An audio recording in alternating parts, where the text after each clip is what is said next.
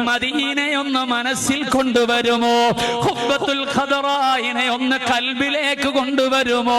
ആഷിഖുർ റസൂൽ ഇഷ്ടം വെച്ച പച്ചക്കുബ്ബയില്ലയോ? വാഹല്ലിൽ ഖുബ്ബത്തുൽ ഖദറായി എന്ന് സന്തോഷപൂർവ്വം പാടി പറഞ്ഞ ആ കുബ്ബയില്ലയോ?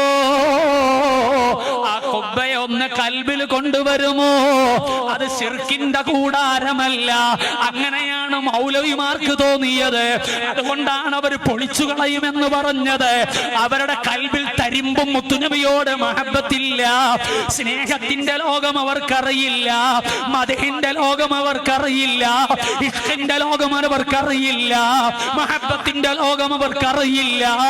വരണ്ട ഇസ്ലാമാണ് അവർ പറയുന്നത്, ആത്മാവില്ലാത്ത ഇസ്ലാമാണ്.